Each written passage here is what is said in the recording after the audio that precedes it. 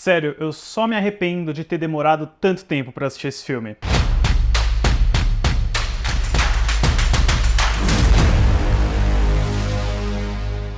Olá, fãs da sétima arte, meu nome é Lucas Nascimento e esse é o Lucas Filmes. E aproveitando que a gente vai ter um remake chegando aí nos próximos meses, o primeiro trailer saiu na semana passada, e também que 2024 marca o 30º aniversário desse filme, achei uma boa oportunidade de falar aqui sobre O Corvo, o filme do Alex Proyas lançado em 1994. Mas antes eu pedi para você curtir esse vídeo, se inscrever no canal e ativar o sininho para não perder notificação dos próximos vídeos. Bom, O Corvo voltou a ser discutido e debatido nas internets aí por conta do trailer do remake dirigido pelo Rupert Sanders com Bill Skarsgård, cuja recepção foi mais negativa do que positiva. Eu gostei do trailer, mas eu também reconheço que é uma tarefa muito difícil, né? Você assumir um papel que foi do Brandon Lee nesse filme de 94, que é realmente uma pérola dos anos 90 e que eu só assisti de fato esse ano, alguns dias antes do trailer sair, por pura coincidência. Mas a história sobre esse filme de 94 começa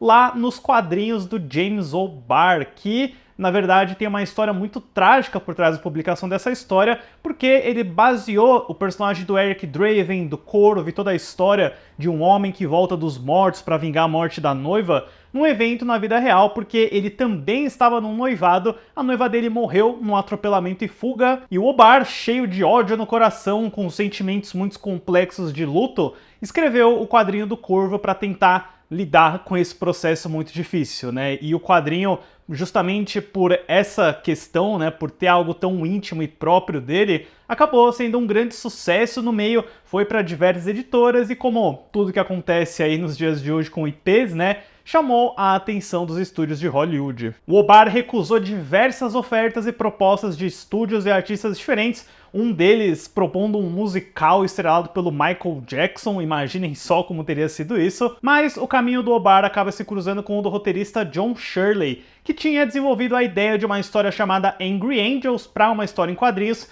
porém as editoras estavam achando que era muito parecido com esse quadrinho chamado O Corvo. O Shirley não conhecia, ele leu a HQ e imediatamente quis entrar em contato com o James O'Barr para escrever um roteiro adaptando para o cinema. Então os dois trabalharam juntos, o O'Barr foi dando várias notas e sugestões e também muitas negativas para o Shirley durante todo esse processo, e enquanto o Shirley escrevia o roteiro, ele também se juntou com o produtor Jeff Most, que cuidaria de toda a parte mais burocrática e das conexões por Hollywood. Uma dessas empresas que chegou a abordar o Shirley e o Most foi a New Line Cinema, que ofereceu uma grande quantidade de dinheiro para eles, porém na condição de que esse filme fosse PG-13, que ele não fosse para maiores. E a grande ideia do Shirley, com um grande incentivo do O'Barr, era que esse filme fosse para maiores, né? E naquela época, nos anos 90, a gente não tinha tido ainda um filme de quadrinhos para maiores, porque com o grande sucesso do Batman do Tim Burton em 1989, todo mundo estava querendo conseguir recapturar esse relâmpago numa garrafa, né? Criar aquele sucesso de novo. Então o O'Barr e o Shirley ficam bem presos a essa ideia de ser um filme para maiores e acabam fechando um acordo com a Paramount Pictures. Para dirigir, o Most fica de olho nesse diretor de videoclipes australiano, que é o Alex Proyas. O Proyas ele vai para Los Angeles com várias ideias, com várias propostas de projetos, inclusive para um filme chamado Dark City, que seria o próximo projeto dele, e o Proyas encanta todo mundo com o estilo e com a visualização gráfica dele para os videoclipes, algo que ele também queria levar para a adaptação dos quadrinhos do O'Barr, né, querendo trazer um visual gótico e dark muito iconográfico. Na parte de elenco, para interpretar o papel do Eric Draven, nomes como Christian Slater e até Johnny Depp chegaram a ser discutidos, mas foi o Brandon Lee que apareceu como uma opção mais interessante por parte do estúdio, e apesar do James O'Barr não ser muito convencido pelo Brandon Lee no início, os dois rapidamente se tornaram muito amigos. O Brandon Lee era apaixonado pelo projeto, ele queria muito que desse certo, e além de trabalhar como ator, ele foi também o supervisor de lutas nesse filme, né? Ele criou a coreografia de todos os combates, e o Brandon Lee, naquela época, né, ele vinha de sucessão de alguns papéis não muito quentes em Hollywood, e ele estava desesperado para sair da sombra do pai dele, né, o grande Bruce Lee, e esse projeto Corvo era a oportunidade perfeita, era um ótimo veículo para ele. Então, com o Brandon Lee assinado, com todo mundo afiado e pronto para começar, as filmagens do Corvo tiveram aí um orçamento até que modesto, na casa de 15 milhões de dólares, e naturalmente, né, não tem como a gente falar sobre o Corvo sem mencionar a tragédia que aconteceu com o Brandon Lee, porque quase todo o trabalho dele no filme já estava completo, né? Todas as sequências em que ele tá na persona do Corvo foram concluídas, eles estavam filmando as partes do Eric Draven humano antes dele morrer, mas por um trágico acidente, né? Uma coisa muito bizarra de acontecer, o Brandon Lee tomou um tiro de verdade durante a gravação de uma cena, porque, pelo que dizem, né? Tem vários documentários, relatos e perícias sobre isso, tinha um estilhaço de bala de verdade em uma das armas que foi usada para gravar uma cena. Então, né, literalmente durante uma cena de tiro, que seria a cena em que o Eric Draven morre na história, o Brandon Lee foi atingido com esse estilhaço e algumas horas depois ele tragicamente morreu. É um tipo de coisa muito triste, né? Quando a gente lê sobre isso, é muito revoltante. Aconteceu recentemente naquele faroeste, onde o Alec Baldwin acabou matando a diretora de fotografia por um incidente muito parecido, e foi literalmente a primeira vez que aconteceu desde o incidente com o Brandon Lee, né? Foi algo que literalmente paralisou a produção, ninguém mais queria terminar o filme, nem o Alex Proyas, a Paramount Pictures saiu do projeto, não queria mais nenhuma relação com ele, e o mais trágico também é a gente notar a similaridade do que aconteceu com o Brandon Lee com o próprio James O'Barr, com o próprio Eric Draven nos quadrinhos, porque o Brandon Lee também estava noivo da Eliza Hutton. Eles iam se casar depois das filmagens, mas aconteceu essa tragédia. E é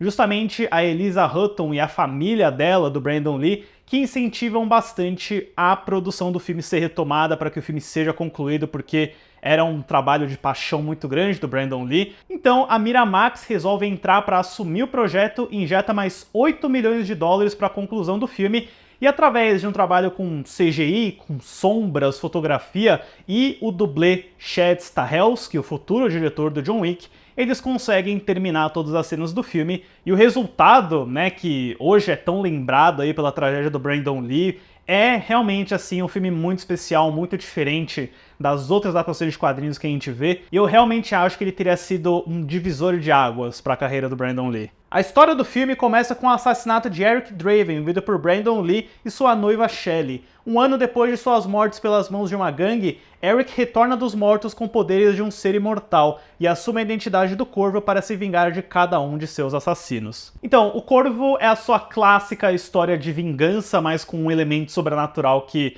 naturalmente torna tudo muito mais interessante, né? A gente já viu muitas histórias desse estilo, mas eu acho que essa questão de ser um espírito, né, de ser um fantasma que volta com esse visual muito marcante, com influências de gótico, de rock, de metal, é muito anos 90, né? Eu acho que isso é muito anos 90 e cria um registro muito caloroso daquela época, né? É uma premissa facilmente identificável, você torce pelo seu herói desde o início, e o que eu acho interessante, né, eu acho que o Alex Proyas e toda a equipe tiveram que contornar muito, né, reescrever vários elementos, e acho que talvez até a ordem dos acontecimentos do filme, porque essa história começa com o crime já tendo acontecido, com a polícia e o capitão do Eric Hudson na cena do crime, e você vê o Eric Draven saindo do túmulo pronto pra vingança, né? Você só vê aquela parte dele com a Shelley, da vida de casal, da felicidade interrompida, através de flashbacks mega psicodélicos, com a luz piscando, com cores estourando, a maioria deles do POV do Eric Draven, né? Você não chega a ter a figura dele lá, mas sim uma câmera subjetiva, o que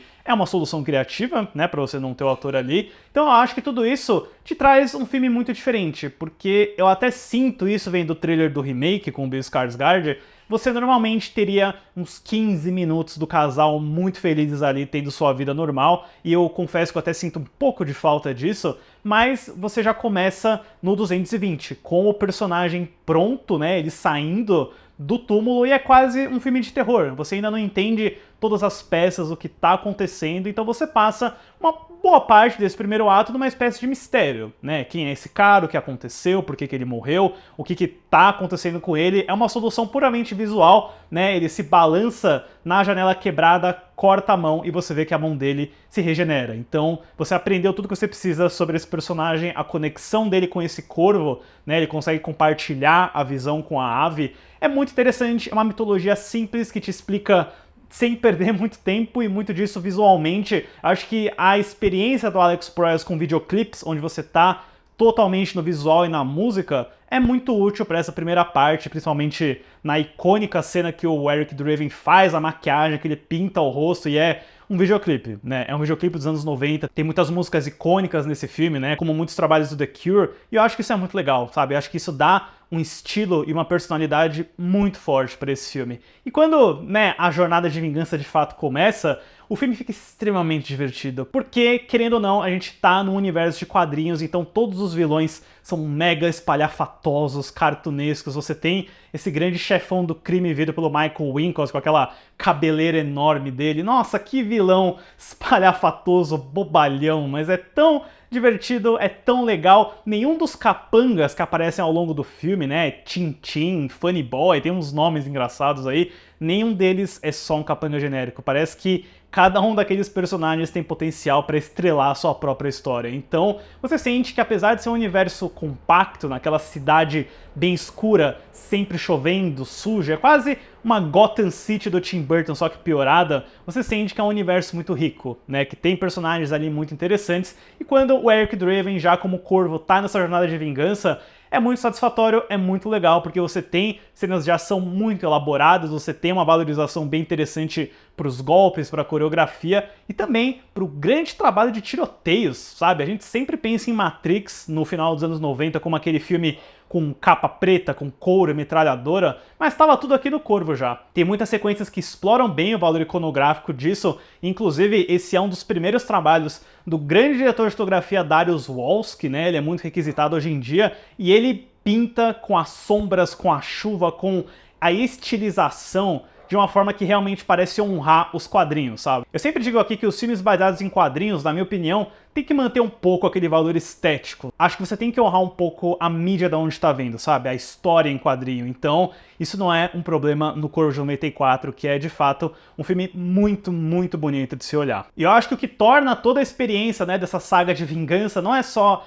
a ação, as lutas, os tiroteios, é o próprio Brandon Lee. E eu confesso que eu nunca tinha assistido nada com ele, mas o que eu vi aqui é um show de carisma. Eu acho que ele tá excelente como Eric Draven. Ele é carismático, ele é meio sádico quando ele tá, né, tipo, mostrando a mão dele esburacada, levando aquela rajada de balas e saindo rindo, né? Tem uma espécie de diversão macabra no que ele tá fazendo que torna a figura dele eletrizante. Eu não consigo deixar de ver que o Brandon Lee nesse filme foi uma grande inspiração pro Christopher Nolan e o Heath Ledger no Coringa, do Cavaleiro das Trevas deles, né? O visual, a forma de se comportar, mas por um lado também eu vejo o Brandon Lee tendo momentos de ternura, de simpatia muito comoventes com o policial do Ernie Hudson, né? Tem aquela ótima cena no apartamento dele, né? Onde eles falam sobre o que está acontecendo, sobre a situação, sobre a Shelley. Uma ótima cena, e principalmente tudo que acontece com essa garotinha, que é a Sarah, vida pela Rochelle Davis, que era uma amiga do Eric e da Shelley antes deles morrerem.